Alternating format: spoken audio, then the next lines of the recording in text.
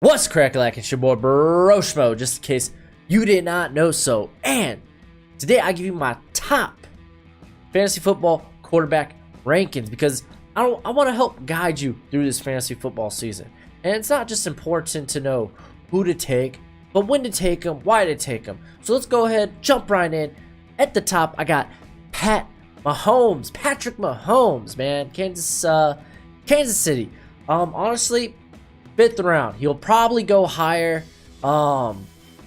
If you really want him, I would say no further than the 4th round to pick him up, because no earlier, I should say, just because it's harder to find elite running backs. You want to draft running back first, and granted, receivers pretty deep, but you want those skill positions. You want to draft those skill positions first, because the value at quarterback is all over the board. You could honestly get it wherever. So you really want Patrick Mahomes, I advise nothing earlier than a 5th round.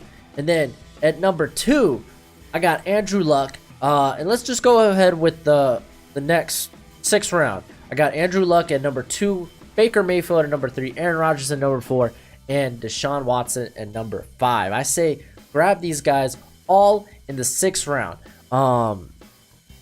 Just because, I mean, honestly, all these guys, they're going to put up great numbers, especially Baker Mayfield. Oh, man, that Browns offense is looking nice. But typically, my draft strategy, I don't like to grab quarterback till about the 7th or 8th round. But I have no problem with not even reaching, but grabbing these guys around earlier, just because they, especially with Aaron Rodgers' proven track record. He has been a league leader for years. So just getting one of the best quarterbacks to help you consistently. Deshaun Watson, he had that blow-up year. He provides versatility on his feet. Baker Mayfield, just with the offense around him, he'll blow up. And then Andrew Luck, he had a great year last year, and I expect him to look just as good. Then we go with number 6. Russell Wilson, 7th round. He's my only 7th round quarterback. I mean, not much to say. He's versatile. He provided still, I think, about 370 some yards on the ground last year. And granted, he's in a very run-first offense. But, I mean, that's not because he can't throw. He's not like Lamar Jackson. The offense goes through Russell Wilson. Honestly, he's probably one of my favorite quarterbacks to grab each year because he's always there around the 7th round typically.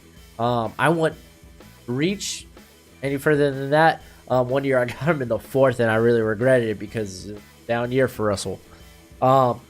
Next, at 7, I got Matt Ryan, and at 8, I got Drew Brees. Both these I have 8th round. Gets on by this time in the 8th round. You've not gotten a quarterback. You need to get one. You need to get one, even if that means reaching for these guys I have as 9th round should get. Matt Ryan, even in a down year, he had great numbers. So go ahead, grab him. Drew Brees, he got his production kind of goes with the offense. Last year they were leading a lot, so like especially later in the year, so his numbers weren't that great. Like, I had a game where he only had like 10 points.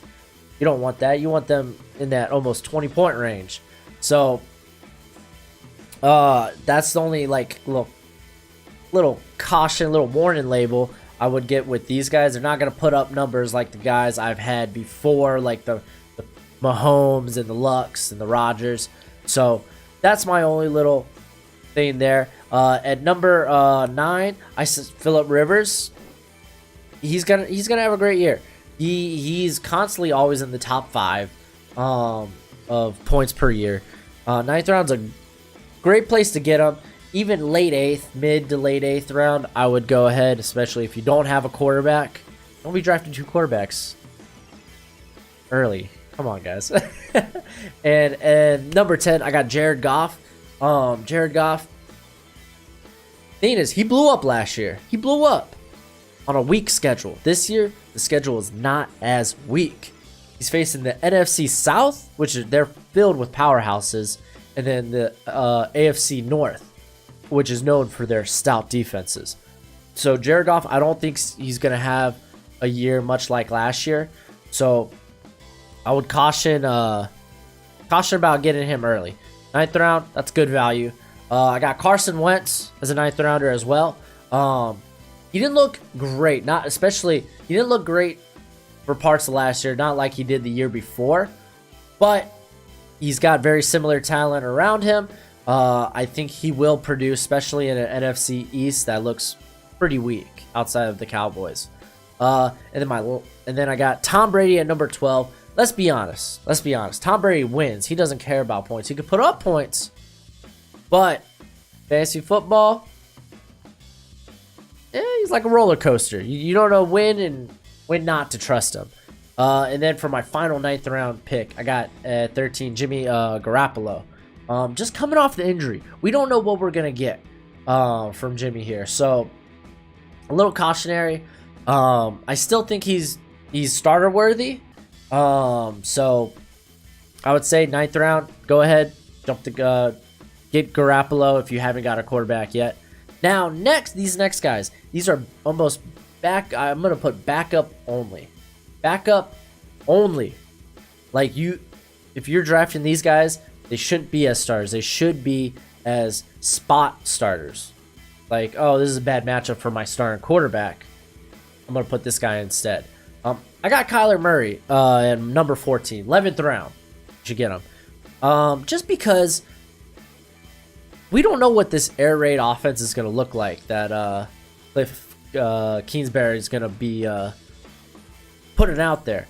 And I don't know, Kyler Murray, he's got a super accurate arm. He's very athletic. He's going to get some numbers on the ground. So there's a lot of potential to put up on good numbers. But I wouldn't trust that. I got Ben Roethlisberger at 15. And you know what? This man, he's probably, out of all the guys I classify as backups, he is probably the best starter, honestly. You could run him as a starter. He's kind of like Tom Brady with the ups and the downs. It's just with Tom Brady, his lack of production, it's not because he's throwing picks. Ben Roethlisberger will go out and throw you a 5-interception game every now and then. So you gotta be careful. He's very prone to throwing multi-pick games. So that's my thing with Ben Roethlisberger. I almost own him every year. So it's coming straight from the horse's mouth. Next at 16, I got Jameis Winston. 11th round only. Like 11th round or later. Because a lot of people are high on Winston. Especially with Bruce Arians coming in to coach. This team's ready to give up on Winston. If he doesn't produce this year, he's out. So, and he is just like a worse version of Ben Roethlisberger. Like, the highs they're alright. But the lows are so low. He's very mistake prone. He's not extremely accurate with the ball. So I would just be careful. 17, I got Josh Allen.